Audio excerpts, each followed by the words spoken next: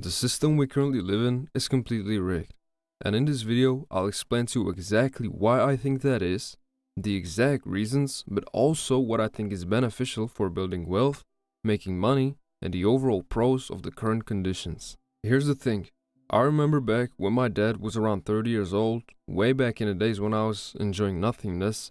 He was always telling us stories about how working in a foreign country as a bricklayer allowed him to buy property in a year or 2 years of working, without mortgage. In the 1970s, the average American person could buy a house for roughly 3 times their annual salary. Today, in most major cities, the number is closer to 10, 12, sometimes even 15 times.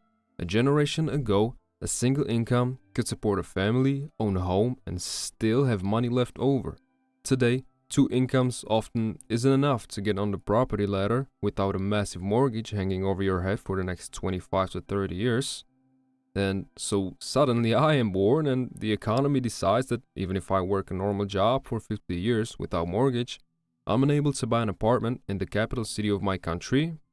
Alright, well, mind you, currently I'm in Europe, in a country where the average annual salary is around $19,000. And that's before all the living expenses like food, rent, clothes, some entertainment, and other stuff. Presuming you have no children to take care of, you're left with roughly mind-blowing $5,000 to $6,000 every year.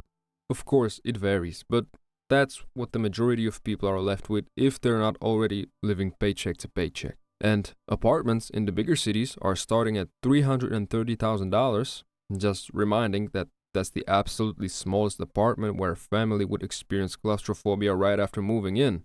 And the average normal apartments that are fit for a family are starting at $600,000. So that would take a quick little 108 years and 4 months of honest job savings, not calculating inflation and increasing house prices. And even if, let's say, you had a partner for life with about the same or even bigger income, you're still looking at approximately 50 years for a roof above your head.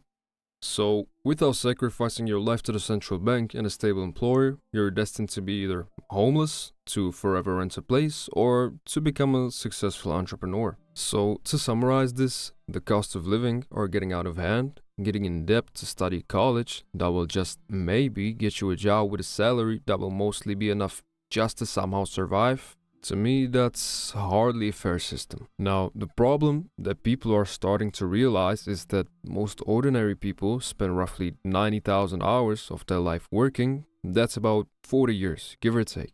Regular, hardworking people wake up most mornings not because they want to, but because they have to. We trade our time, our energy, and health for technically paper printed out of thin air. Right, Jerome?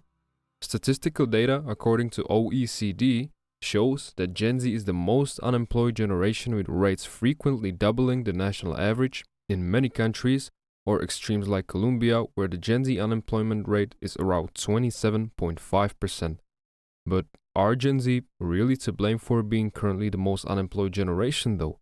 While the statistics don't show the exact reason why that is, we can argue that one of the big reasons would be the disappearance of entry-level and junior positions, because majority of companies require minimum prior experience and the overall demands at workers are just getting higher and higher. So that means you're expected to work more, harder, be more skilled and experienced, and at the end, we're still barely able to have our own place to live in. That leads exactly to another reason and why I feel like there's a lack of motivation even in people around me. Working for years and not being able to afford at least somewhat comfortable, decent life in return is very demotivating. It's not about being greedy, but basically still surviving after you're working a full-time job.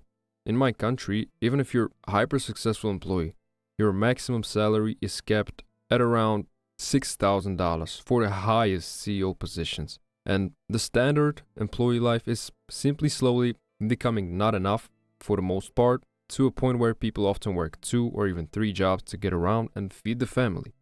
Living paycheck to paycheck is becoming an unavoidable standard for a lot of people. And the gap between poor and the middle class is smaller and smaller each year. People just don't want to work for 60 hours or 40 hours pay after they went to college and debt for the job. They don't want to see their boss more than their kids and beg for raises that constantly lose to inflation. So think about this. We know people work way more, even more than they did in the Middle Age, where they were not even paid for it and were forced to do the labor for free, except now we get a salary that in most cases barely keeps pace with the cost of living, which absolutely exploded, as we already talked about. You go to school for well over a decade, then maybe university for another 3 or 4 years, often going into serious debt to do it, so you're in a negative balance way before you even know who your employer is. So yeah, there's a word for a system where people work not out of a genuine choice or passion, but out of a fear of what happens if they don't. I'll let you decide what that word is. And the effects of all of this are showing up everywhere, if you know where to look, and I'm sure you know a few examples yourself. Record numbers of young people are reporting burnouts. Not in their 40s, but in their 20s. People who haven't even been employed for 5 years yet are already exhausted and disillusioned. The concept of quiet quitting, which just means doing your job and nothing more, not going above and beyond for a company that won't go above and beyond for you, became a massive cultural moment. Because millions of people immediately recognized themselves in it. Another part is that the people are delaying or even refusing to have kids, not because they don't want them, but because they genuinely cannot afford them. I do have friends who are even a decade older than me and are just not planning kids because it would financially destabilize them.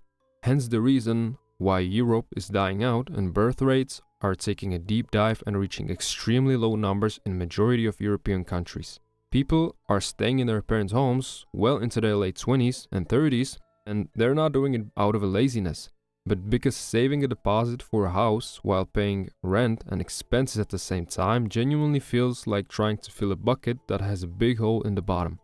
And I think a lot of people in our generation carry quietly, because they've been told it's their fault, that they just need to work harder, spend less on coffee and subscriptions, and be more disciplined. But when an entire generation is struggling with the same thing at the same time, that's hardly a personal failure. That's a structural problem. And I think we all deserve to at least acknowledge that. The other side of the card is that our generation is also sitting on something that no generation before us had access to. And I think we undersell it constantly. Yes, buying a house on a normal salary with a normal job in a major city is brutally hard right now. Almost impossible for most people. That's true and it's not fair. But also a 17-year-old with a phone can learn a high income skill and earn from it. That was literally impossible 20 years ago. Yes, wages haven't kept up with the cost of living, that's definitely a real problem. But also, remote work has opened the ability to earn in a strong currency while living somewhere affordable. The traditional path of work, save, retire is broken for most people. But also, we have access to investment tools, financial education, and markets that used to be reserved for the wealthy. Index funds, fractional shares, crypto, real estate, crowdfunding. The barriers to building wealth outside of a salary have never been lower. The opportunity to make money online, to build something on the side, to create a second or third income, they are genuinely real. Not the rented Lambo version and Airbnb mention, not the make 10 grand in a week version, but the quiet, consistent, build something over time version. That version is available to us in a way that it just wasn't before. The system we inherited has real problems, but we also inherited the most powerful set of tools in human history to work around those problems. The question is whether we use them or spend all our time being angry at the problems without doing anything about them. I hope you guys get some insight and value from this video. Drop a like or write your opinion on this topic in the comments. Subscribe for more, and I'll see you in the next one.